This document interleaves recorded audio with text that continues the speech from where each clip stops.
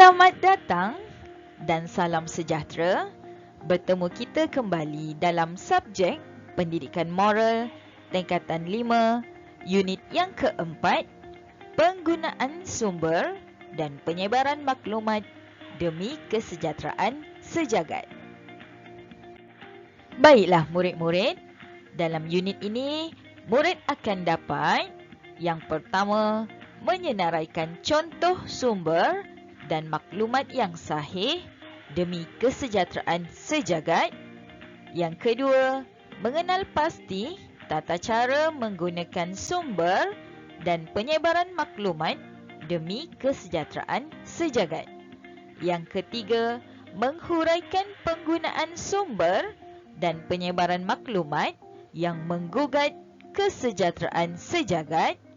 Yang keempat, mencerakinkan implikasi penggunaan sumber dan penyebaran maklumat yang menjejaskan kesejahteraan sejagat, mengekspresikan perasaan apabila menggunakan sumber dan menyebarkan maklumat dalam kehidupan harian demi kesejahteraan sejagat. Dan yang terakhir, menggunakan sumber dan menyebarkan maklumat dalam kehidupan harian demi kesejahteraan sejagat. Adakah setiap maklumat yang diterima wajar ditularkan? Apa itu sebenarnya .my? Portal sebenarnya .my adalah sebuah pusat sehenti bagi rakyat Malaysia untuk menyemak sebelum berkongsi berita yang tidak ditentukan kesahihannya yang diterima secara dalam talian melalui platform media sosial, perkhidmatan mesej segera, blog, laman sesawang dan lain-lain.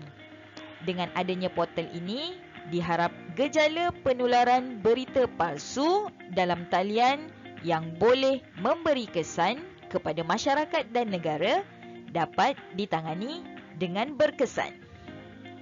Baiklah murid-murid, cadangan nilai untuk topik kali ini adalah nilai rasional, nilai kejujuran, nilai berdikari, nilai kebebasan, dan nilai hormat. Penggunaan sumber dan penyebaran maklumat mestilah berdasarkan peraturan dan undang-undang yang telah ditetapkan oleh pihak berkuasa. Penyebaran maklumat yang sahih dapat menjamin kesejahteraan sejagat.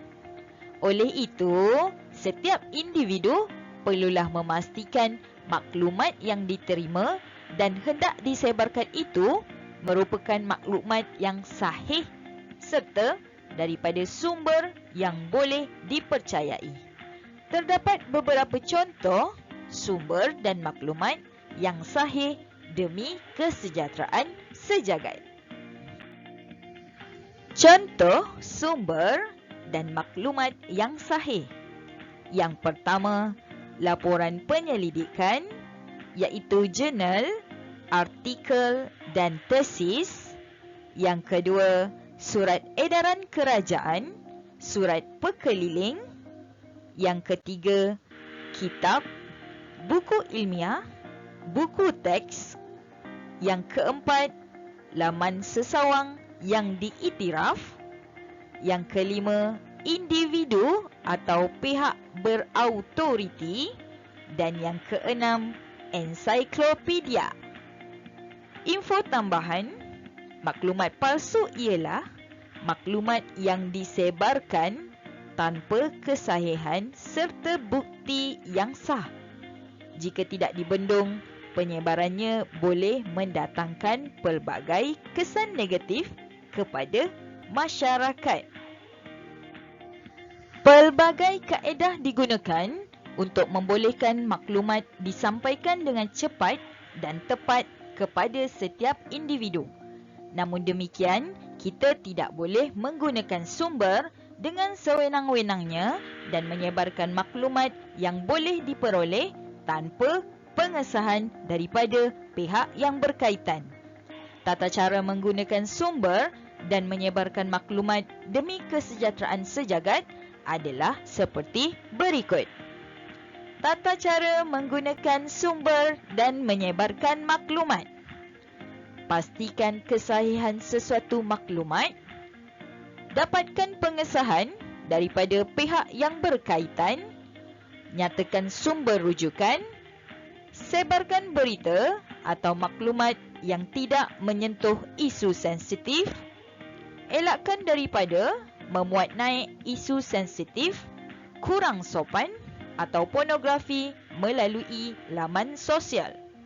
Elakkan daripada membuat serangan peribadi terhadap pihak lain. Tidak memanipulasi sesuatu isu untuk kepentingan diri sendiri. Tidak menokok tambah maklumat atau isi kandungan. Tidak menggodam atau mengeksploitasi maklumat peribadi orang lain. Dan yang terakhir, tidak mencetak atau memplagiat bahan tanpa kebenaran pemilik asal.